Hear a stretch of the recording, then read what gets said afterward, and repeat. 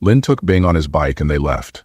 The woman who had given them the task arrived, mentioning that her experience earned her 40% and a reward of $150 million. Lin thanked her, and just as he received a notification of his bank account being credited, Bing noticed he had mistakenly received $2.3 million.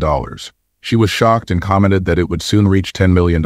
She apologized for misunderstanding his message and mentioned that her store's account was a fraction of Lin's $230 million. Lin corrected her, stating that it was actually $230 million, not $2.3 million. She was shocked to hear this and wondered how someone could be so rich. She took him to a clothing store and, wearing a casual dress, asked him what he thought of the store. Lin asked if she owned it. She confirmed and mentioned that she had graduated from Donghua University. She offered him a drink, but he declined and took her company card. She suggested they exchange numbers to stay in touch. He agreed, mentioning he might order a dress for his uniform from her. She agreed and promised to provide him with the best service. Lin stepped outside and called Soong. Soong answered and said he would be in Zhonghai in a few days. They hadn't met in half a month. Lin asked him to stop talking in that tone. Soong asked if Lin knew about the site company and that they had solved the control unit program, ready to cooperate with them. Lin asked him to call in advance, promising to entertain Soong well.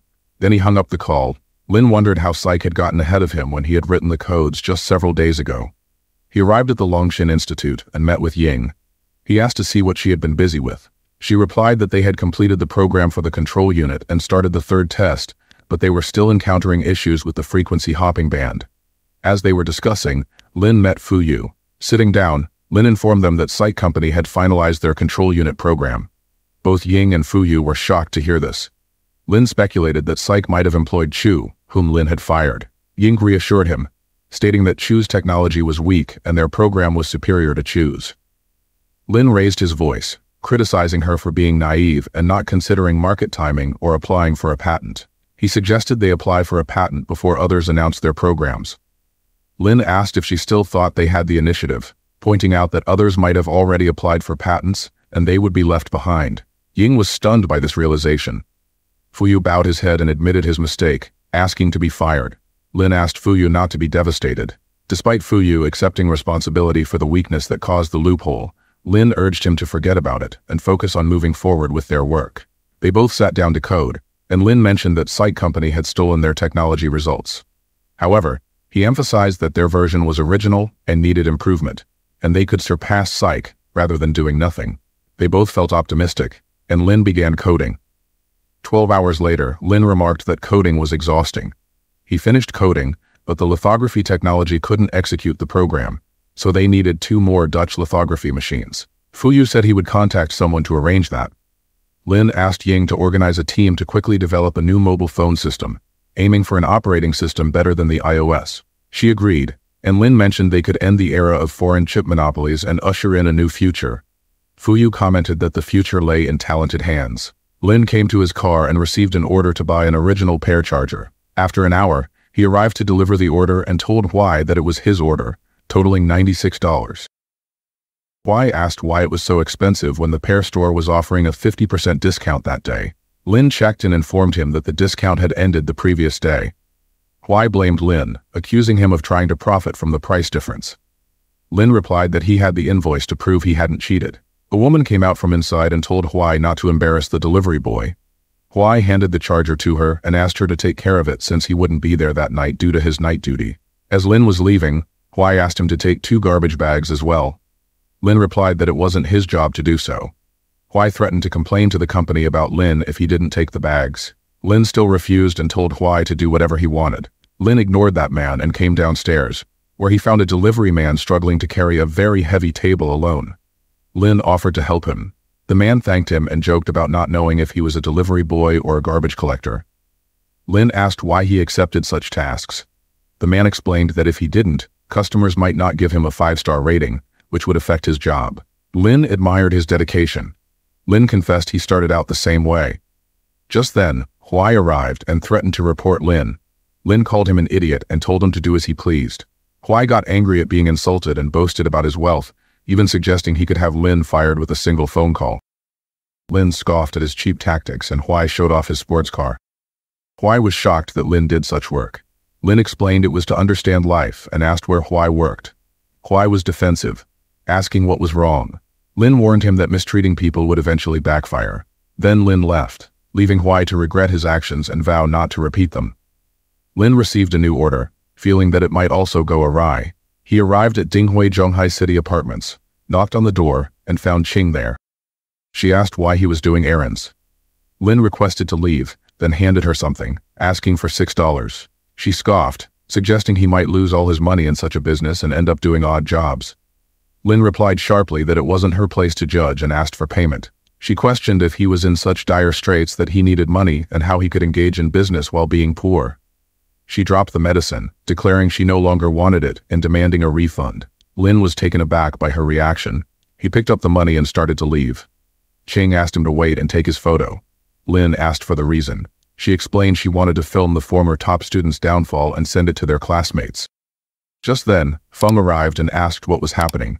Seeing Lin there, he questioned why Lin was there. Qing claimed Lin, once her classmate suffering from poverty, was now an errand boy. Feng pushed her, warning her not to speak ill of Lin again. Qing insisted that Lin was no match for Feng. Feng revealed that Lin was simply experiencing life and didn't deserve ridicule. Qing was confused by Feng's defense. Feng apologized to Lin on Qing's behalf. Lin gave Feng the medicine and told Qing to stay away from him, also requesting a 5-star rating. Feng agreed. As Lin returned downstairs, he found a 5-star rating for the delivery. Feng, still angry, made Qing take all the medicines she had dismissed. Lin wondered if he continued working like this, he could finish the job by the next day. Qing called him and asked if he was free to come over and cook at her house. He agreed and offered to pick her up.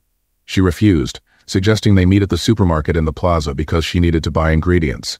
He agreed to wait for her there. When he arrived, she informed him that Lin was a VIP at the new supermarket, so they might get an extra discount. He agreed, and as they entered, she began filling the cart with items. He asked if they hadn't come just for ingredients. She acknowledged this and explained that desserts put women in a good mood. He then suggested they also buy the necessary ingredients. As she stood close to him, he jokingly told her not to put him in a good mood. She playfully told him not to be like that. After that, they bought some of the ingredients, and with the cart full, Lin said it would be enough as there was no more space. Qing insisted on getting some beer and asked Lin to cook the dish he made last time because it was so good. Pan called her, claiming to be a scout and offering her a chance to become a star in the entertainment industry. Lin intervened, stating that Qing wasn't interested and suggested Pan ask the lady selling fish instead. Pan noticed a plump girl selling fish and joked that Qing seemed interested. He then boasted about his achievements, claiming Qing could earn 100 million annually.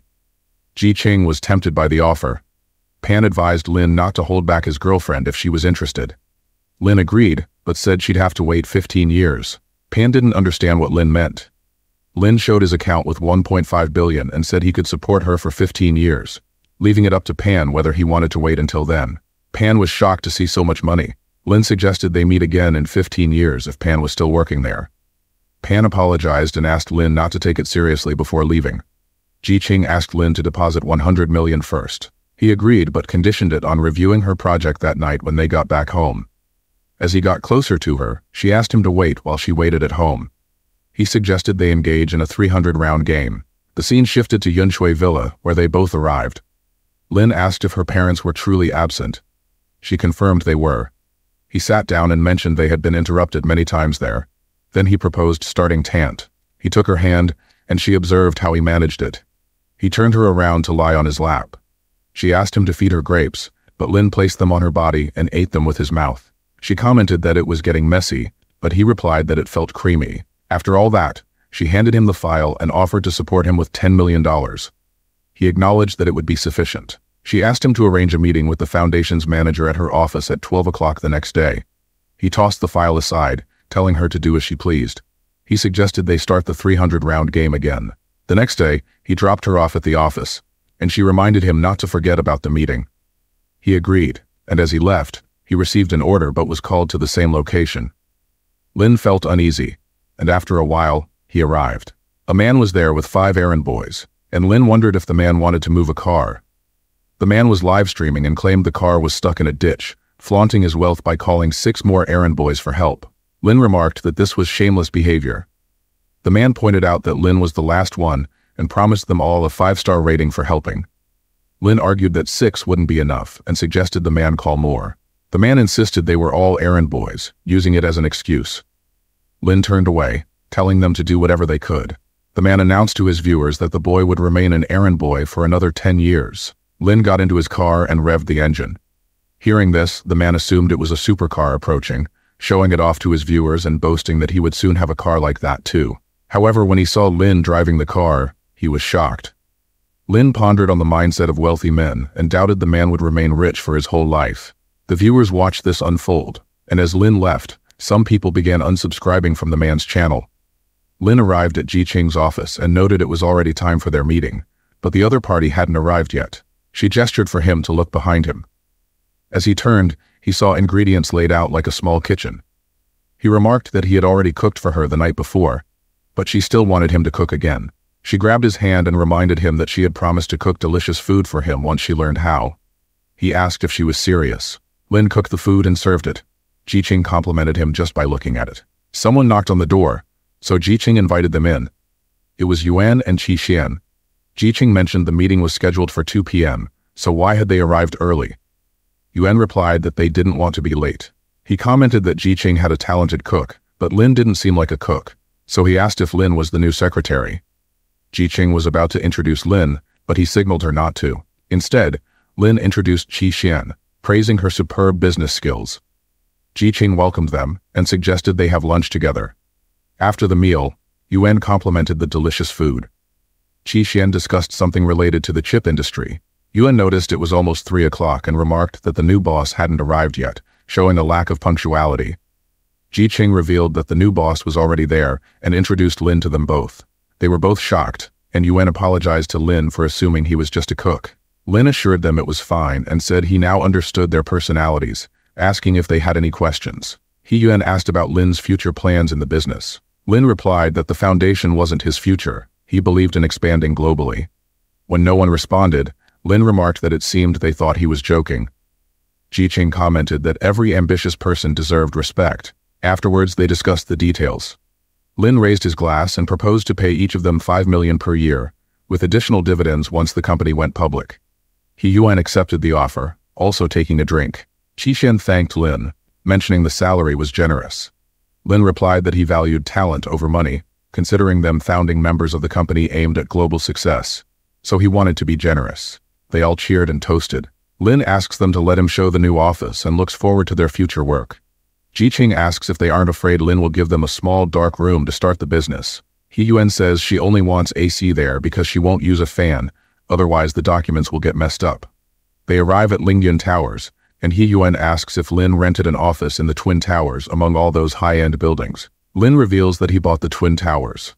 They are shocked, and Yuan suggests herself as his secretary, promising to be modern as well.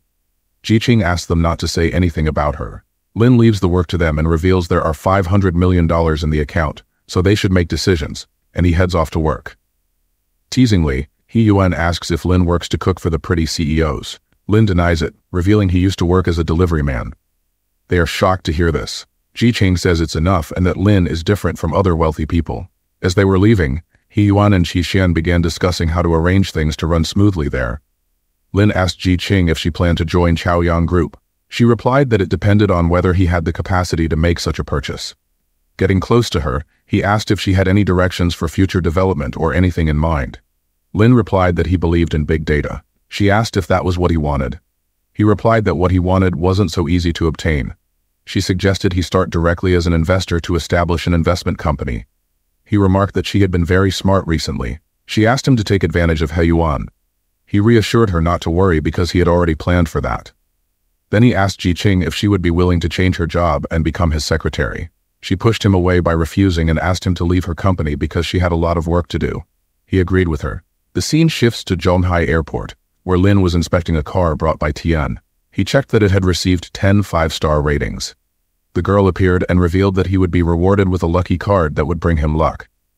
Lin had been waiting there for Sung, and finally they met after a long time. Sung hugged him emotionally. Zhao asked them not to do silly things at the airport as it was embarrassing. Sung was eager to kiss Lin. Lin asked him to calm down, lest Zhao think Sung was acting strangely. Sung introduced Yue to Lin, who suggested they go for a meal. Jiao said she didn't eat food from stalls due to hygiene concerns. Sung revealed they always ate at stalls during their college days. Jiao mentioned there was a dragon mansion opened in Zhonghai and suggested they go there. Sung asked why they had to go to such an expensive place if there were no other guests. She added that Lin hadn't brought any gifts for their first meeting, so he should treat them there. She also mentioned hearing that Lin was working in a real estate company and earning a lot. Lin replied that he had left that job and was currently working as a delivery man, so he could afford to treat them to a meal in the cafeteria. They were shocked to hear this, and Sung asked Lin to come with him and he would find him a job. Lin declined the offer. After that, they reached the parking area where Jiao met her brother, who revealed he was taking pictures with the Bentley there and didn't expect to see them in the parking area. Lin and Sung were shocked by Jiao's family's wealth. The boy asked Jiao if she had brought the car, and their mother invited her to come and have a meal. Sung mentioned that Jiao hadn't found a job yet, and it was difficult to survive with only Sung's salary. The boy showed off that he had bought a top-level Megatan after working for 2 years. Just then, Lin asked if the car was really that important. He could give his car to Sung. They were shocked to see that the Bentley belonged to Lin. Sung asked if the Bentley really belonged to Lin. Jiao asked if it was true. But how could Lin, an errand boy, have such a car? Sung had no idea about this. Jiao suggested they all grab a meal together, but Lin replied that he was going to a food stall where she didn't want to go. Jiao's brother offered to treat them to a meal to celebrate becoming friends. Sung also asked Lin to join them for a meal. Lin invited them to get into his car. They all sat down, and Jiao's brother gestured for Sung to sit in the back. Lin didn't find this arrangement comfortable. Jiao started taking pictures because the car's interior was so nice. Jiao's brother mentioned that it was a luxury car not affordable to everyone. He asked Lin to exchange contacts as they were now friends, and also asked to borrow the car for his friend's wedding. Lin didn't consider him a friend yet. Jiao told her brother to ask Sung since Lin intended to give the car as a gift to Sung. Sung refused to accept such an expensive gift. Jiao became angry upon hearing this. They reached Zhonghai Food Street where Lin took them to a restaurant he used to frequent with Sung during college. Sung asked Jiao to order something, but she declined. Lin ordered tasty barbecue for them. The server agreed and brought their food. Sung thanked her and said he wanted to talk with Lin. Lin suggested Sung come over to his place to stay the night, where they could have plenty of time to chat. Sung reassured him that the company would provide accommodation, so there was no need to worry. Jiao agreed that Lin's suggestion was good, and Sung should go there, while she would head home to find some invoices for the company to pay and earn money. Sung declined, saying Lin had his girlfriend to consider, and he didn't want to impose. Lin replied that he had broken up and now lived alone. He promised to have food and wine sent over for a second round of talks. A man arrived on a bike and asked if they needed a ride. Lin inquired about Juzhou homes. Jiao and her brother realized it was a luxurious community. After the meal, they walked, and Jiao's brother suggested she find a way to get in somehow. She replied ambiguously, hinting at a plan. Except for Lin, they all got into the car, and Lin asked where he would sit. Jiao's brother stepped out to make room. Lin informed Jiao that he was going home with Sung, while she would head to her own home. She expressed concern about Sung being quite drunk, and asked if he wanted her to accompany him. Lin agreed to take her along. Half an hour later, they arrived at his mansion, leaving Sung and Jiao shocked by its grandeur. Sung remarked that it seemed like an expensive house. Lin casually mentioned that it was worth about $1 billion. They were astonished to hear that. A man welcomed Lin and informed him that the barbecue ingredients had arrived. Lin instructed them to bring everything inside and invited Sung and Jiao to join him for a second round. Sung agreed, and then Lin went to get some wine. Jiao asked if Lin was a low-profile billionaire. Sung replied that he didn't know because Lin had always been normal during their college days. Jiao encouraged Sung to get closer to Lin and accept the car he was offering. Lin became upset, stating that he wouldn't accept such an expensive gift because he was Sung's friend, not his father. Sung told him to head inside, ending the conversation. Jiao decided to take care of Lin herself. They both sat down to have their meal. Jiao excused herself to go to the restroom, but instead, she went to Lin and said she wanted to talk to him, asking if he was single. Lin felt she was acting strangely and showed her a photo of himself with his girlfriend, the CEO of Chaoyang Group, who was worth over $1 billion. He asked if Jiao knew any better girls to introduce to him. Jiao was shocked to hear this, and then confessed that she had fallen in love with him since they first met and wanted to be in a relationship with him. He was shocked by what she was saying. She suddenly began taking off her clothes, and he was taken aback by her actions without any explanation. Lin told Jiao that her behavior was unacceptable to him and that she didn't deserve Sung either, asking her to leave. Angered, she threatened to make him regret his decision. Lin asked why he would regret it. Suddenly she cried out for help, and when Sung arrived, she claimed she had come for the restroom but that Lin had tried to harm her. Sung refused to believe it, knowing Lin wasn't capable of such behavior. Zhao asked why Sung wasn't taking her side, accusing Lin of wrongdoing and demanding $1 billion.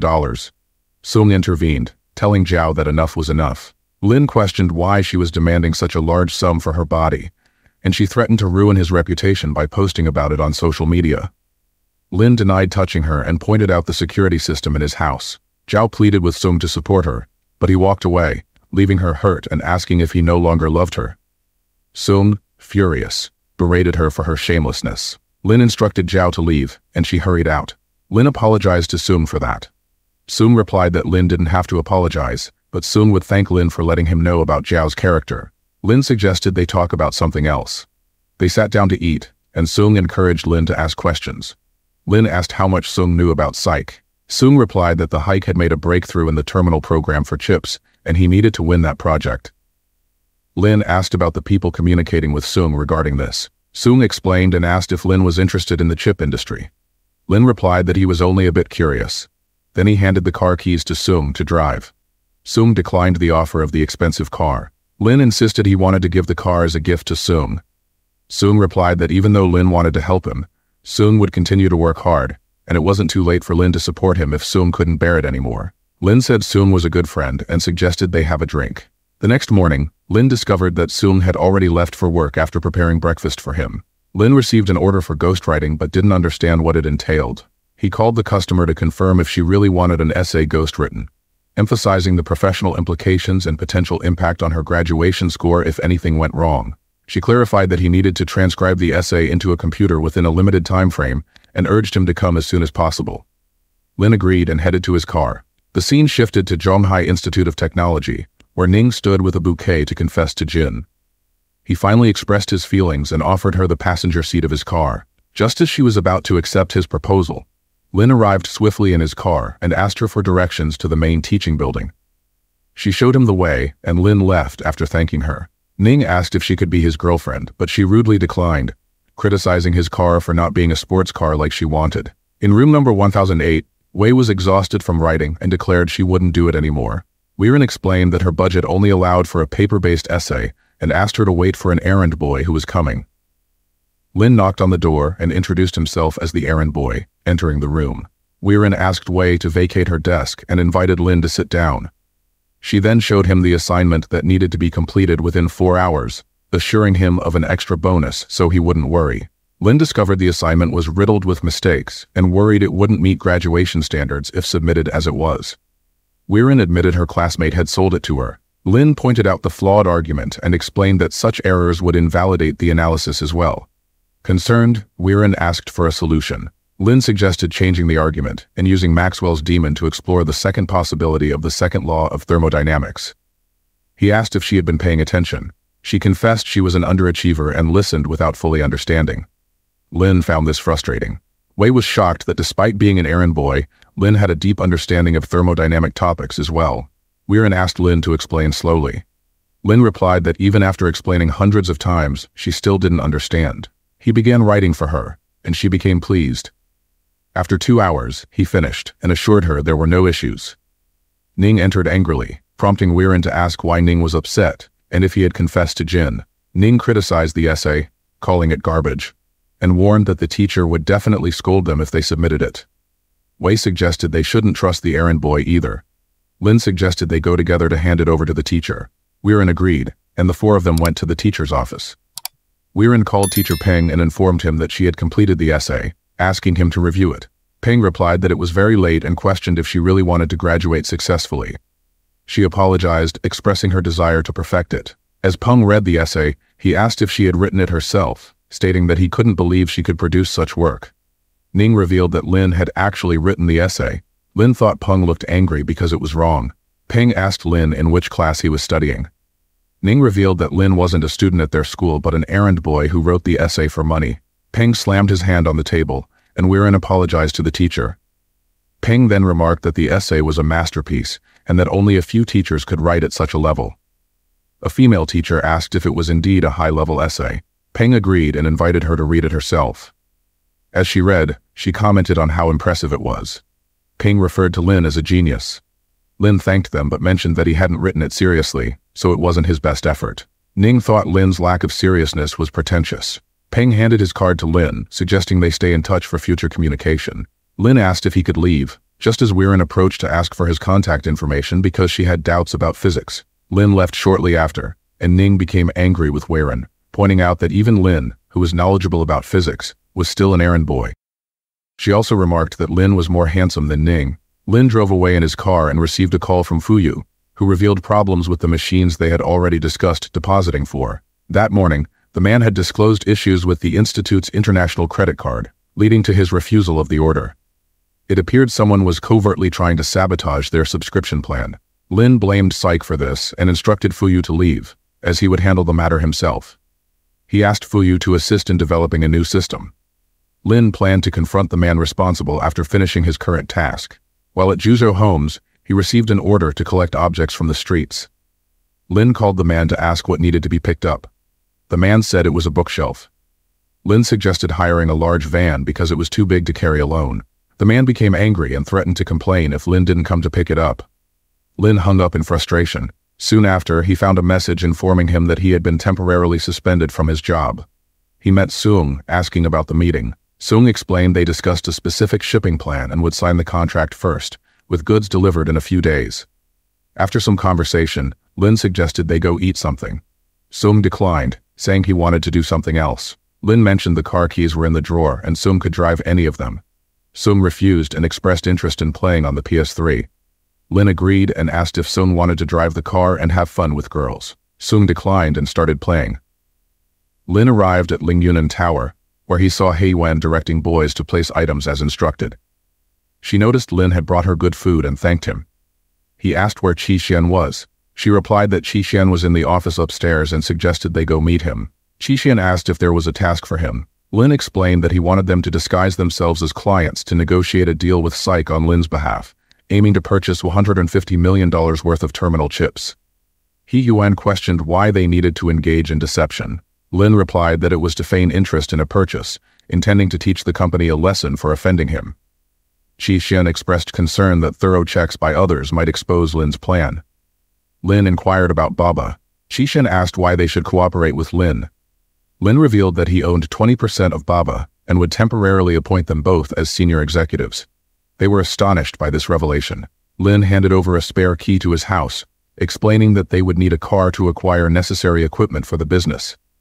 When asked where his house was, Lin replied it was at Juzhou Homes, which surprised them again. Lin arrived at the commercial building and found many people gathered there for training. Fuan instructed everyone to follow her upstairs. She led them to a large room and introduced Shuang, the manager. Shuang became angry at Lin for not wearing the uniform. Lin retorted that he had come for a beauty contest, and even in uniform, Shuang couldn't match him. Duan, angered by Lin's remark, warned him to watch his words. Shuang instructed Lin to leave, and then demanded that everyone submit $500 each and reflect on their behavior for 3 hours. Only then would he lift their restrictions. They were all shocked to hear this demand. Shuang insisted they pay up or leave if they disagreed. Lin stood up to Shuang. Shuang argued they were following rules and suggested Lin didn't really want the job. Lin replied he didn't need that job, but had recorded the conversation and would upload it to the internet to expose the truth. Both Duan and Shuang were shocked by his threat. Shuang warned that he wouldn't let Lin leave until he deleted the recording. Lin replied that he had also recorded that conversation. Shuang became angry and asked Duan to call security and prevent Lin from leaving. Security quickly surrounded Lin.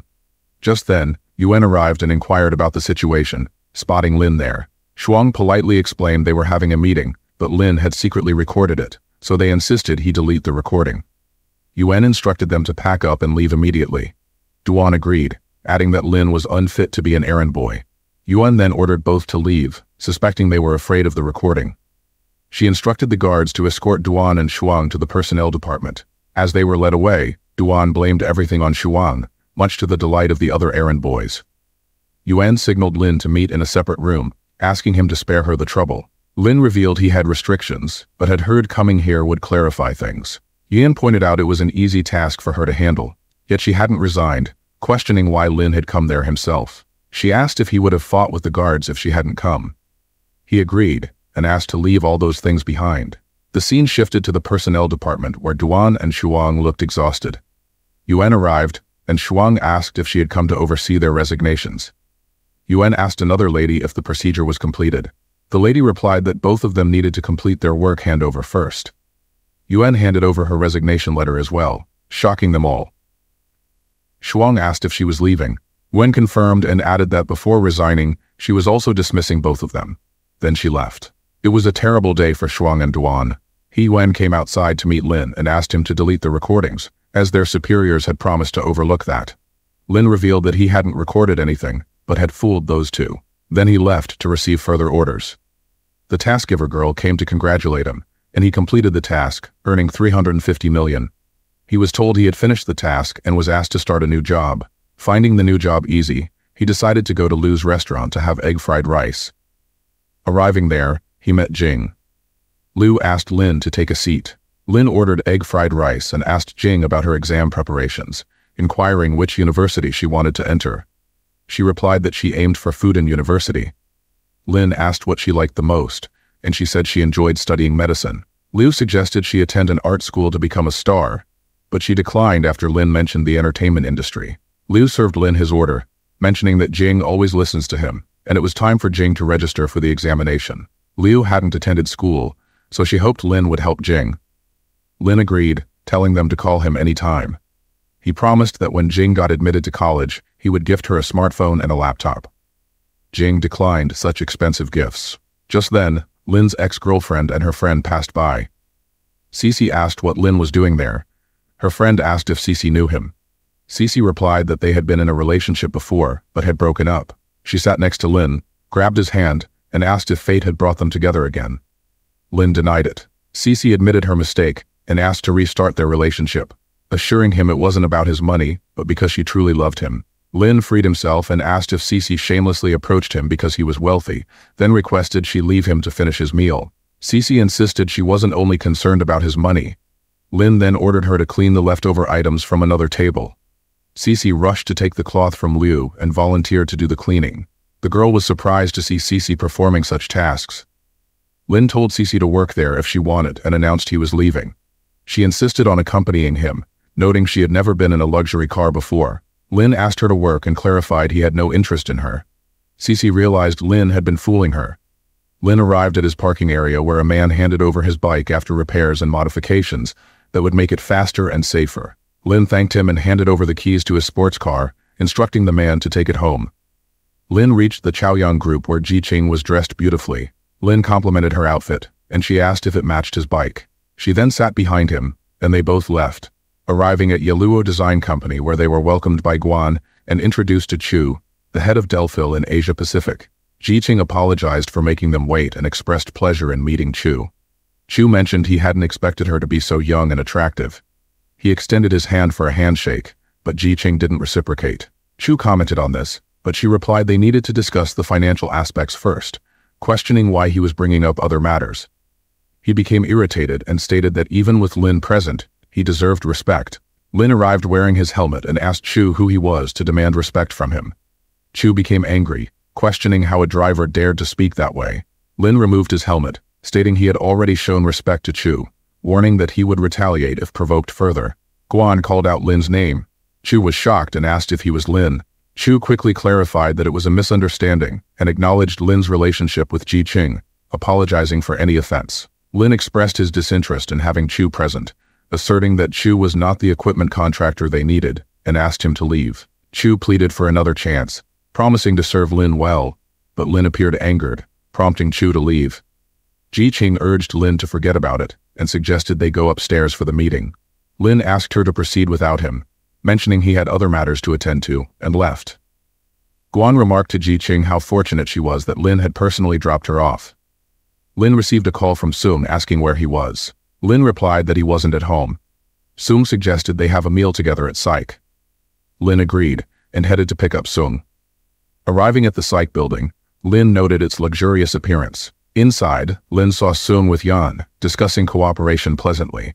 Yan assured Sung they would proceed as quickly as possible. Afterward, Sung noticed Lin's impressive bike. Lin asked Sung what he had discussed with Yan. Sung replied that Psych had changed their plan, stating that the second shipment of goods would now be delivered after 6 months. Lin questioned whether Sung had reached an agreement the previous day and why they had changed their minds. Sung explained that Baba Company had also become involved, causing complications due to increased competition. Lin expressed sympathy. Sung then put on his helmet and mentioned that Longxin and Psych were industry leaders, but delaying too long might allow others to take over the market. He added that he had heard Longxin seemed arrogant and might be ousted by them. They started riding, and Lin mentioned he didn't have any commitments, suggesting they go on a cruise together. Sung asked if there would be Wi-Fi available. Lin became annoyed and took him there. The scene shifted to He Yuan and Qi Xian, where a man brought GM and Liu Chu. Qi Xian greeted them, and He Yuan informed GM that Qi Xian had to fly abroad, so she asked to discuss the main points honestly.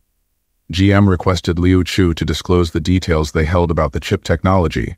As they settled for the meeting, Qi Xian inquired whether the 24 patented technologies Liu Chu had mentioned belonged to their company. GM confirmed this, and Qi Xian expressed his intention to ensure their chip technology was the best in the nation. Liu Chu assured him they were leading and would remain unmatched for the next 5 years. Qi Xian proposed adding a clause guaranteeing advancements in chip technology to be included in the contract, ensuring their supremacy for at least 1 year. GM questioned the necessity of such a guarantee. He Yuan supported Qi Xian, emphasizing their sincerity in the deal. Qi Xian stood up, urging He Yuan to leave immediately. GM requested them to wait, and they agreed to consider the proposal. Qi Xian expressed concern that delaying could erode trust as time passed. GM was prepared to pay 3 times the penalty if they failed to advance their products within 1 year. Qi Xian became angry, questioning if his reputation was so easily valued. GM countered with an offer of 5 times the penalty. They agreed to the deal, and Qi Xian instructed them to prepare for the contract's execution with a value of 3 billion. GM requested the documents to be printed for signing.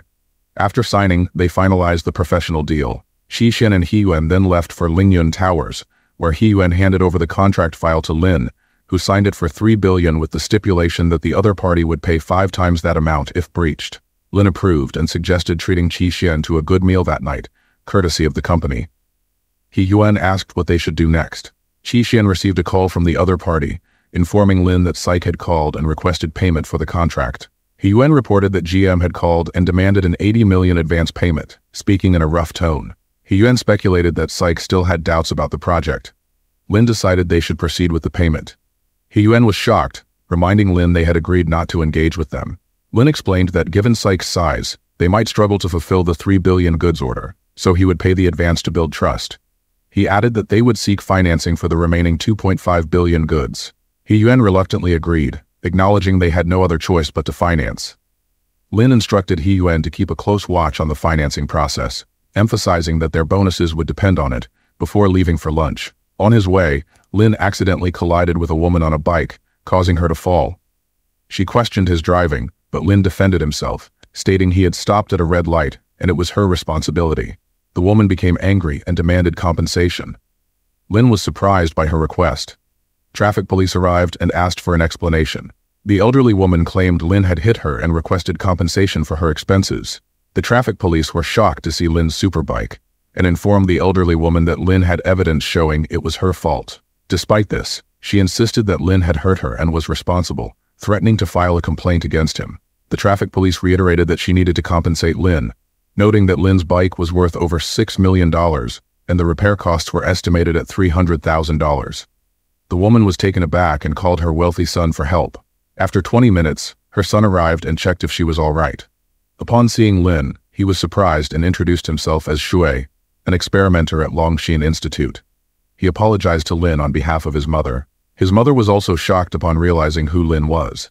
The police asked if they knew each other, offering to handle the matter privately or legally. Lin chose to resolve it privately and told Shui he would cover his mother's medical expenses, offering $15,000 for her checkup.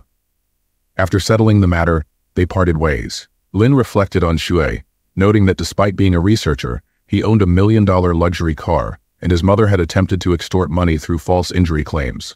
It seemed Shui was quite ambitious and willing to take risks. Lin arrived at a restaurant for lunch and met Ying and Fuyu there. Lin asked how their work was progressing. Fuyu replied that the other party wasn't willing to cooperate with them.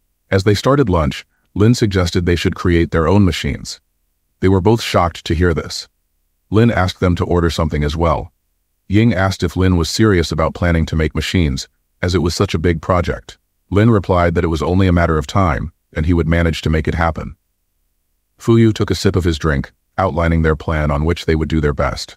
Afterward, Lin decided to allocate $150 million and asked if they knew Shui. Fuyu agreed and mentioned that Shui liked to play cards too much.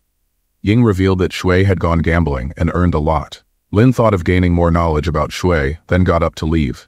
Lin arrived at Lingyun Group, where he saw He Yuan and Jiqing together. He asked the reason for that. Jiqing asked if she wasn't welcome there, and if she should take her leave. He Yuan asked if Lin was worried that Jiqing would check up on him when she arrived and teased Jiqing.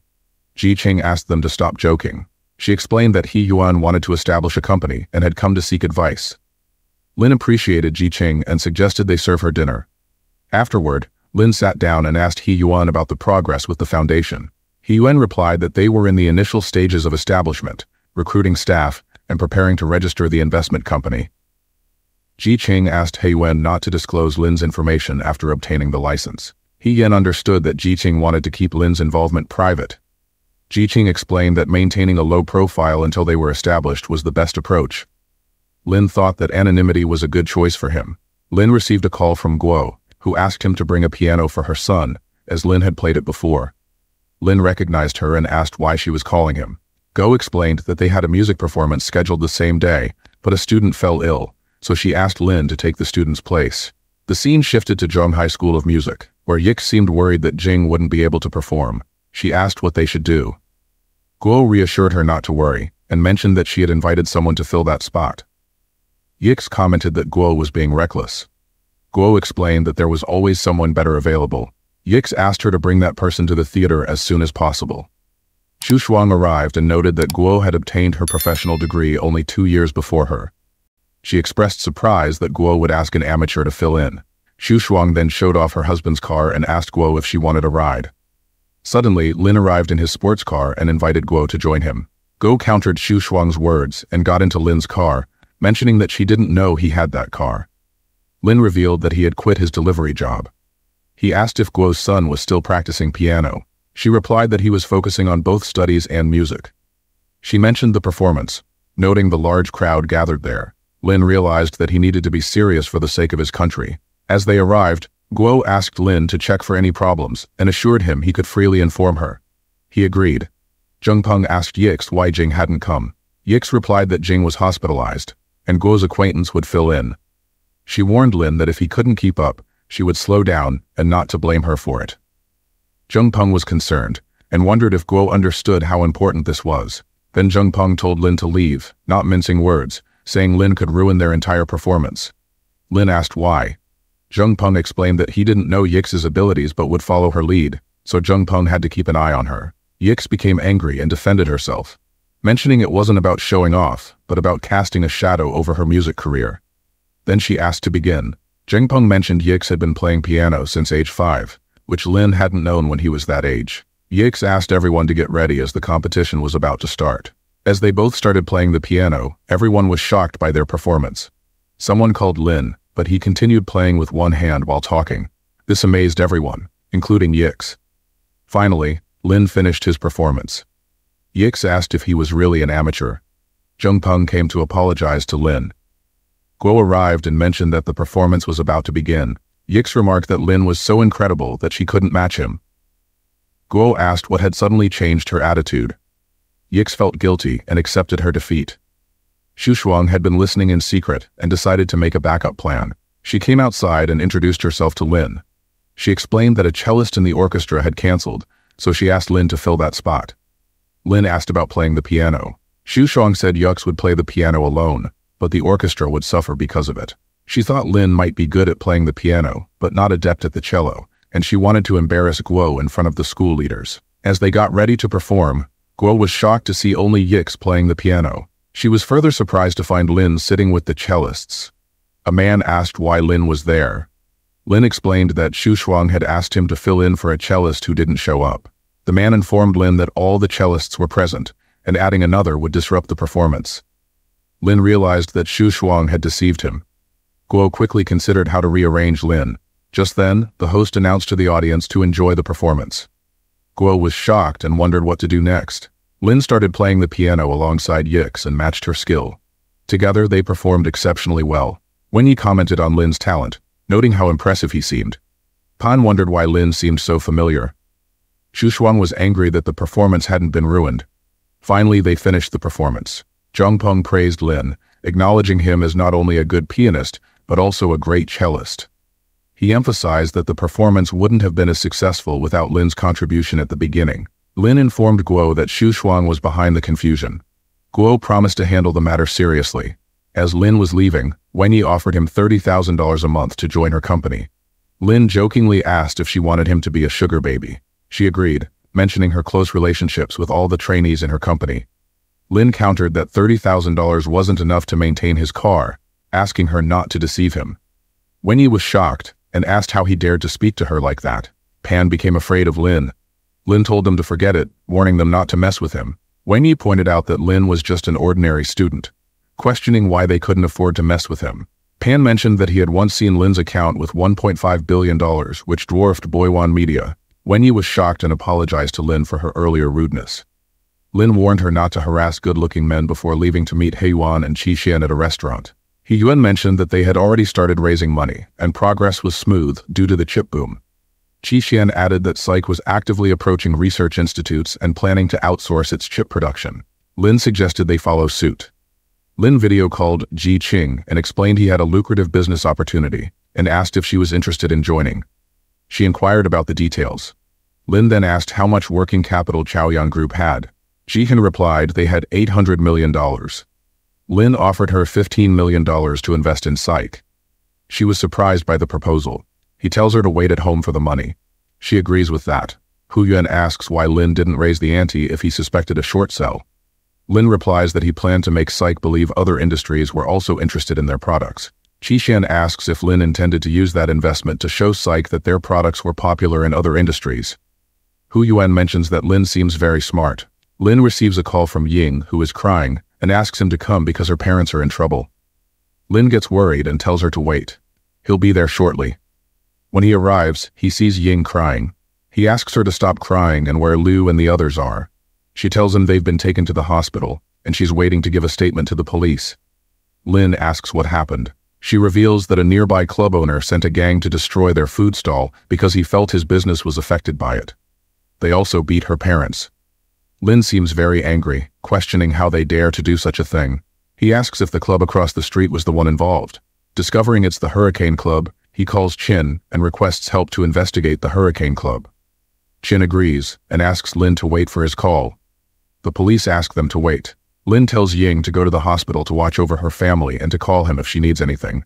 He decides to take care of the club himself. She hesitates, but Lin reassures her that the club has other issues to deal with and she shouldn't worry. He'll just take a look. Arriving at the club, a man recognizes Lin as Yingxi and informs Qin. The club is well connected and Qin is concerned for Lin's safety. Lin insists he'll be fine and proceeds inside. Yingxi follows him. Inside, Sung is with two girls and mentions the daughter of the fried rice stall, suggesting they take her secretly and have fun with her. A man agrees to take care of it, but Lin kicks the door open. Sung demands to know who Lin is. Lin warns Sung that if he harms anyone from that fried rice stall, he'll put Sung out of business. Sung asks if Lin is Jing's boyfriend, noting she looks innocent. Lin grabs a wine bottle and hits Sung on the head. Another man gets angry at Lin, but Yingxi warns him not to dare, as Lin is Qin's friend.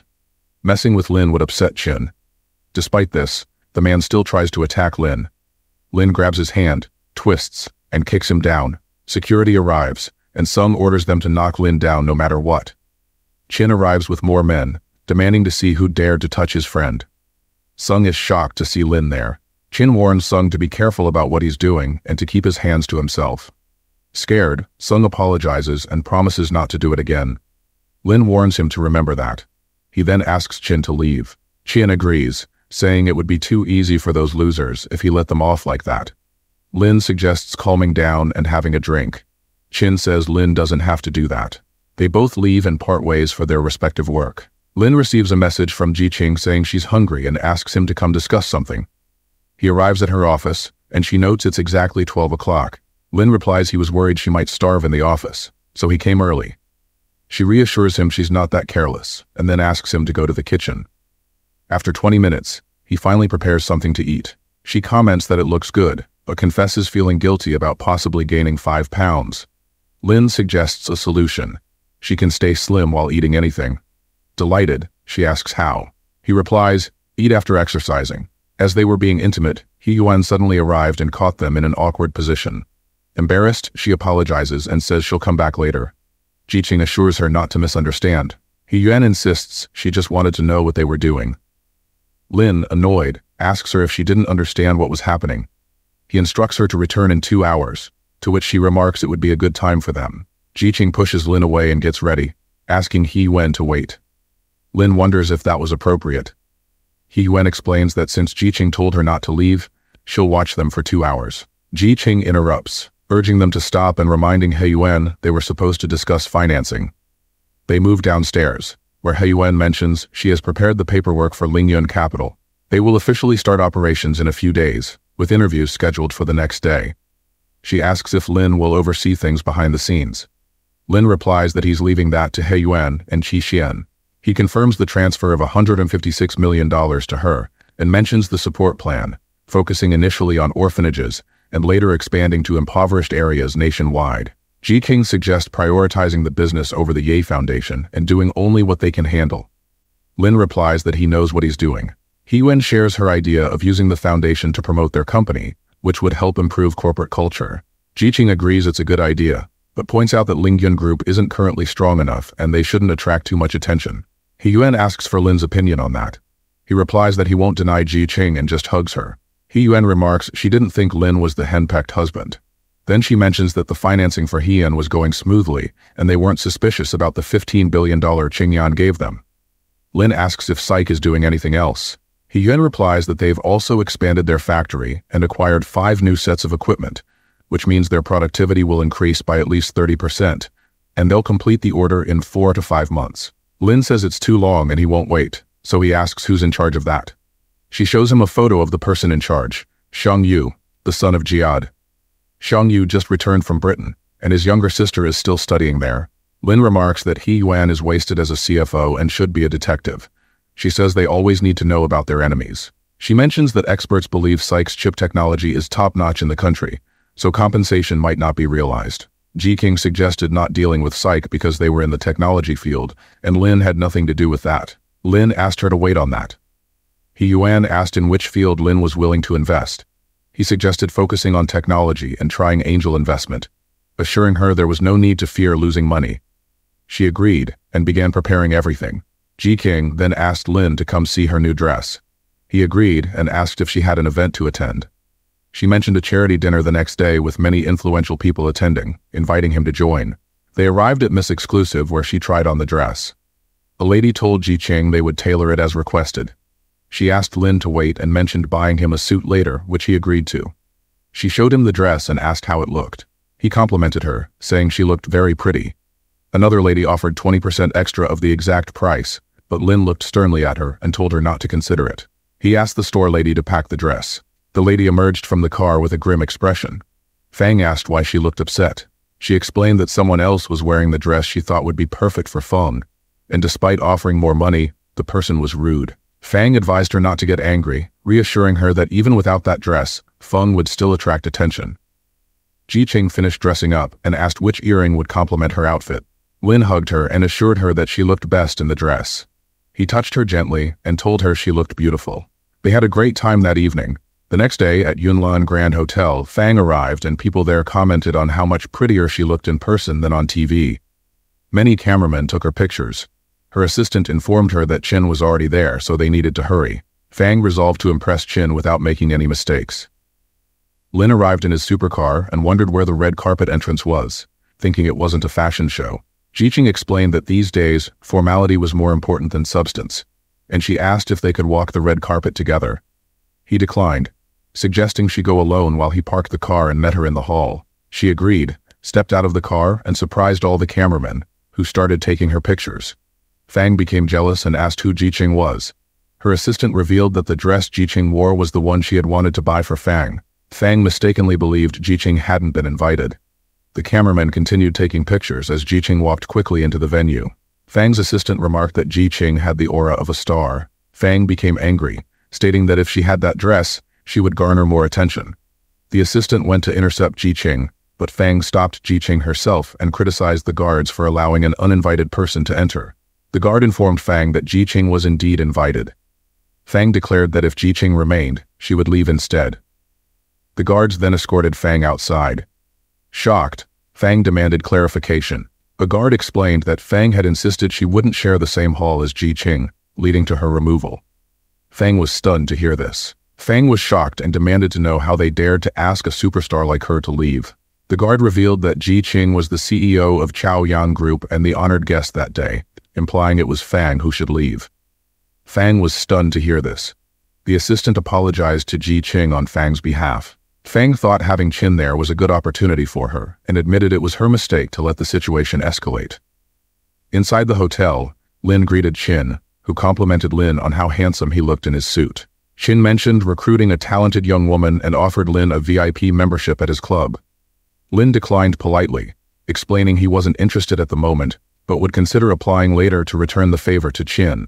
Qin mentioned that Chen was also present, and suggested Lin meet him too. Suddenly, Guo called Lin to inform him she and her husband had also been invited.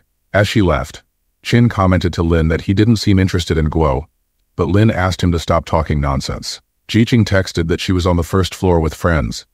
Lin started eating alone. Zi Hao, the general manager, complimented Fang, saying she was talented in acting and predicted she would dominate the domestic film industry in the next few years.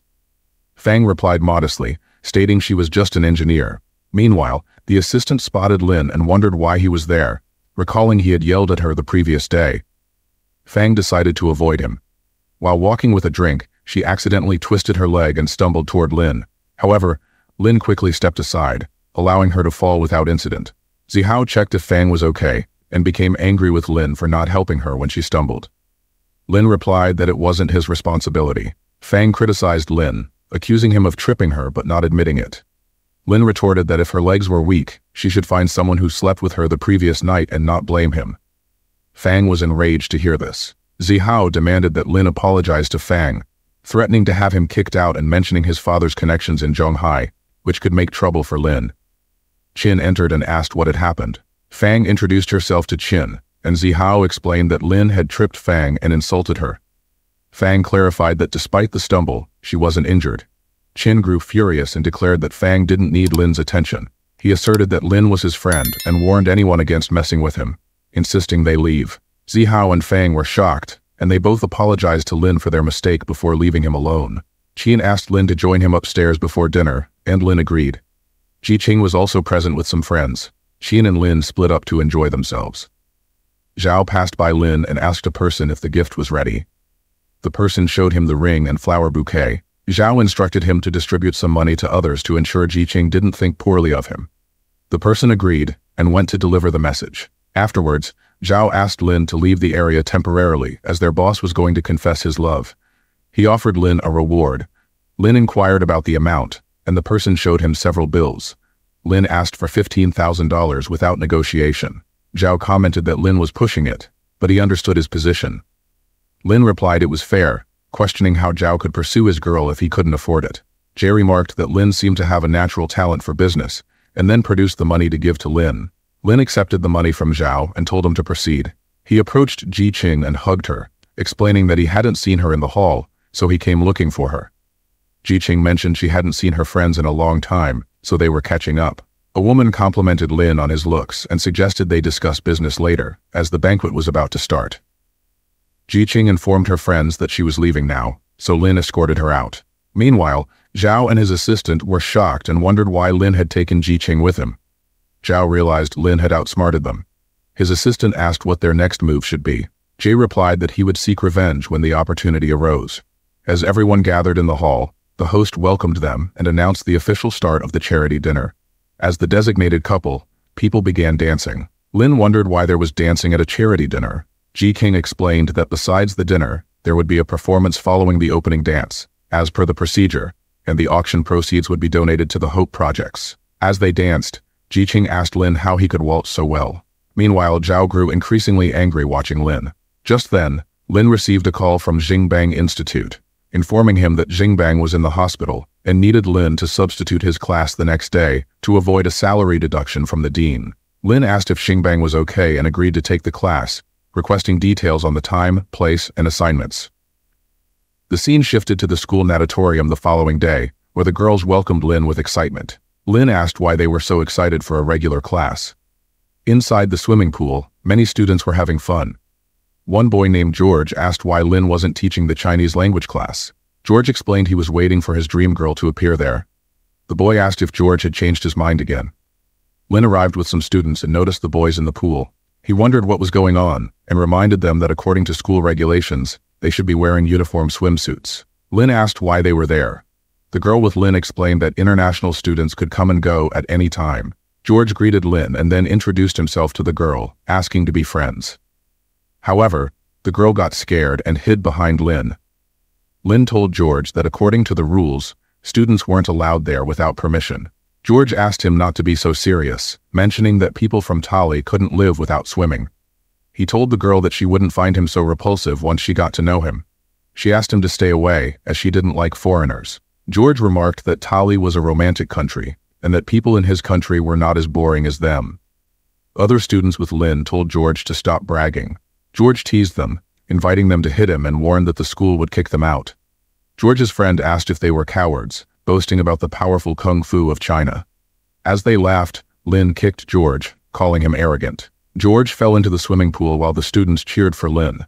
Enraged, George emerged and decided to disrupt the swimming class by urinating in the pool, challenging them to see how they would start the class now. His friends joined in, further aggravating Lin's classmates. George then urged his friends to leave without causing more disturbance. Lin suggested they could leave, but only after drinking the pool water. This angered George, reminding them that Lin had already kicked him. Lin swiftly punched George, causing him to fall, but George insisted it wasn't enough and demanded more. A boy attempted to attack Lin, but Lin countered and sent the student crashing to the floor. The girls were delighted to see Lin's moves. Lin then caused all the international boys to fall down.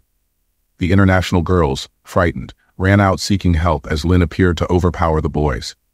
George warned Lin not to dare hit him again, or he would report him. Ignoring George's warning, Lin grabbed his hair and dragged him towards the swimming pool. George demanded to know what Lin was doing. Lin dunked George's head into the pool, making him drink the water. When Lin finally let go, George apologized. Lin then challenged the other boys from the group of 10 to come forward if they needed his help. Scared, they obediently drank the pool water. Just then, Jihad arrived and demanded to know what was going on. George told Jihad that it was fortunate he arrived, accusing Lin of forcing them to drink pool water and threatening to sue him. Jihad was shocked and asked Lin if he wanted to be involved in an international dispute. Lin retorted that those who behaved arrogantly deserved such treatment, questioning why Jihad gave them special privileges. Jihad insisted that they must treat international players with humanity, emphasizing it wasn't about privilege. He vowed to handle the matter and take legal action against Lin. Lin remarked that it seemed Jihad didn't understand the situation. Infuriated, Jihad rebuked Lin for speaking so boldly as a substitute teacher, demanding they go to the headmaster's office to settle the matter. Lin agreed, stating he also wanted to speak with the headmaster. Upon reaching the office, Jihad accused Lin of bad behavior towards the international students and urged legal action. Lin questioned why Jihad hadn't mentioned George's harassment of their university students or his actions in the natatorium. Jihad dismissed Lin's interruption. The headmaster revealed that Lin was the vice principal of the university, giving him the authority to intervene. Jihad was shocked by this revelation. The headmaster temporarily suspended Jihad for his behavior and promised to report the incident to the Education Bureau. Jihad left the office in disbelief. A student of Lin's asked if he was all right.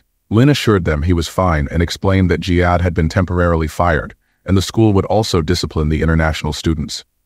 The student then handed him a first aid box. The girl noticed that Lin seemed a bit hurt. He reassured her that it was just a minor cut. Gratefully, she applied the bandage for him, and he remarked that it was no big deal. She asked if it still hurt. Lin simply smiled. Just then, Lin received a call from Chin, asking where he was and why he hadn't answered earlier. Chin invited him for drinks that night. Lin left the school, informing Chin that he had finished his work and asked where they would meet. Chin suggested the Joy Clubhouse on Ijian Avenue and instructed Lin to call him upon arrival. As Lin walked, he passed by the Huaking Hot Spring and wondered if Chin was the owner. Lin remembered he had promised to apply for membership there before. A lady approached him and asked if he was alone. Lin confirmed and mentioned his intention to sign up for membership. The lady inquired which type of membership card he was interested in, explaining an option that offered an additional $15 for every $150 deposited. Lin asked for the best membership card available. The lady informed him that the top-tier membership card cost $28,200. Lin surprised them all by purchasing 2 cards. The girl thought Lin must be a close friend of Chin's to be so generous. Lin arrived at the Joy Clubhouse, where a man escorted him inside. Upon entering a room filled with music, a girl in a bunny dress spotted him and joyfully exclaimed that they had been waiting for him. Chin introduced Lin to his 2 friends, Jin and Gao. Lin shook hands with them and agreed to join them for drinks later. Sitting down with Chin, Lin showed him the best membership cards for the Hua King Hot Spring, including one for Chin. Just then, the girl who had applied the bandage to Lin arrived with their wines and was surprised to see him there. Chin asked Lin if she was his student. Lin explained that she was a student he had met at Zhonghai Normal University. The girl felt a bit out of place in her bunny dress at such a venue. Chin invited the girl to join them and assured her not to worry, offering her $1,500 per glass of wine she drank. She refused. Lin became angry, questioning why she had come if she wasn't going to drink, and suggested she shouldn't work there if she refused to drink. The girl asked them not to complain about her, and inquired if they truly paid $1,500 per glass. Chin placed money on the table, insisting he wouldn't back down, and urged her to drink. Reluctantly, she drank 2 glasses but ended up vomiting. Chin gave her $3,000 for the 2 glasses and asked her to leave, upset that she had vomited. She left emotionally. Lin asked Chin to have someone follow the girl. Chin assigned Yingxi to the task, and Yingxi agreed before leaving to follow her. Chin then asked about Lin's relationship with the girl, noticing Lin's anger. The girl in bunny ears explained that the waitress was a student, and suggested the club might not be a suitable place for her, which could be why Lin was upset. Chin pointed out that the girl was an adult and could make her own choices. He encouraged Lin not to be upset and to have a drink. Just then, Yingxi called Chin, reporting that some people were causing trouble outside.